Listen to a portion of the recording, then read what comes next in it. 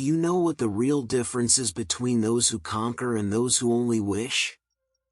It's not intelligence. It's not luck. It's not connections. It's the ability to command your own mind. Napoleon Hill spent decades studying the most successful individuals of his era: Andrew Carnegie, Henry Ford, Thomas Edison, John Rockefeller, and many others. And he discovered a disturbing pattern. They all programmed their minds in a very specific way. Consciously, intentionally, relentlessly. So here's the real question. Are you commanding your mind? Or is your mind commanding you? Because until you answer that honestly, nothing changes. Same position. Same results. Same excuses. Today, you'll learn the exact mental framework that transformed ordinary people into legends. Pay attention. This isn't motivation. This is mental conditioning. Listen carefully. Your mind wasn't designed for success. It was designed for survival. And success often feels like danger to a survival-based brain. For thousands of years, the human brain evolved with one mission. Don't die. Avoid risk. Conserve energy. Stay in familiar territory. That system kept your ancestors alive. But today, that same system is quietly sabotaging your growth. When you think, "I'll start tomorrow," that's not laziness. That's your brain protecting you from uncertainty. When you feel fear about taking risks, it's not weakness. It's a primitive alarm system that doesn't know the difference between a lion and an opportunity. And this is the trap. The system designed to keep you alive is now keeping you average. Here's what the great winners understood. They didn't eliminate fear. They reinterpreted it. When the brain said danger, they translated it as growth. When resistance appeared, they recognized. This is the exact point where most people quit. And they advanced. The winning mind isn't one that never doubts. It's one that acts despite doubt. Experts told Henry Ford mass production was impossible. His brain said, "They're right. Stop." But he reprogrammed that voice. He replaced impossible with "I haven't figured it out yet." And here's the critical realization. As long as you obey every thought that appears in your head, you're not thinking that you're being thought by old programs you never chose. Training a winning mind begins when you question your thoughts instead of believing them. Is this fear real? Or is it just my brain trying to keep me comfortable? Is this doubt factual? Or is it resistance to growth? When you observe your thoughts instead of identifying with them, everything changes. Because then you realize you're not a prisoner of your mind. You're the commander.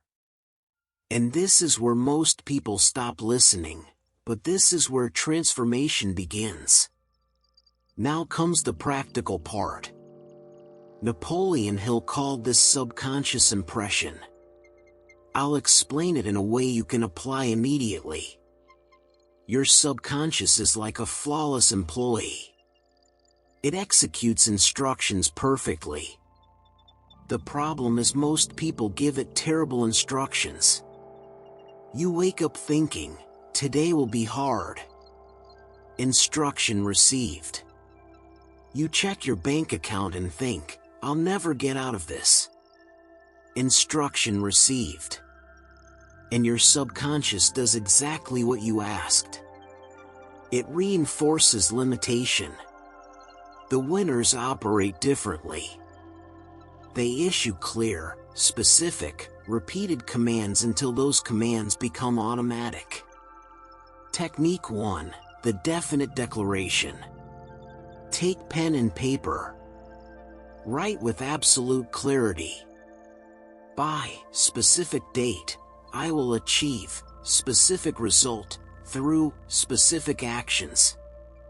Not I want to be rich, but by December 2025, I will have $50,000 saved through disciplined investing and skill development. Why does this matter? Because the subconscious works with clear images, not vague wishes.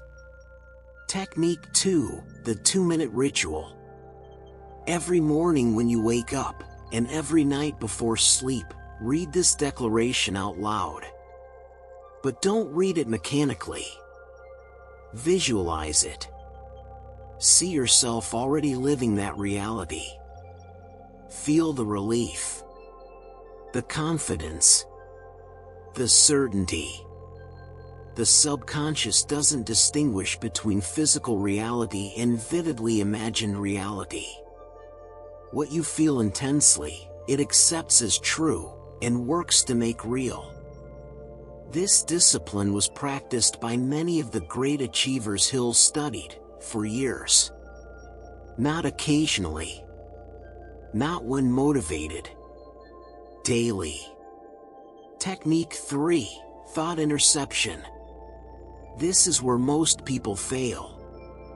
During the day, a sabotaging thought appears. This won't work.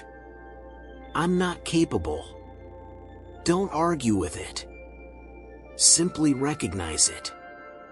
This is my survival system trying to protect me. And immediately replace it by repeating your declaration. At first, it feels unnatural. That's normal. You're interrupting decades of conditioning. But with repetition, something changes. Around day 10, resistance peaks. Around day 20, clarity begins. Around day 30, the new identity starts to feel natural. This isn't magic. It's neurological conditioning. And those who quit early never experience the shift. But mental programming alone is not enough. Here's what Napoleon Hill made brutally clear. Knowledge without action creates the illusion of progress. This is where 99% of people get trapped. They read. They watch. They feel inspired. And they do nothing. Why? Because they wait to feel ready. They wait for certainty. They wait for the perfect moment. And that moment never comes. The winning mindset creates momentum through action, not inspiration.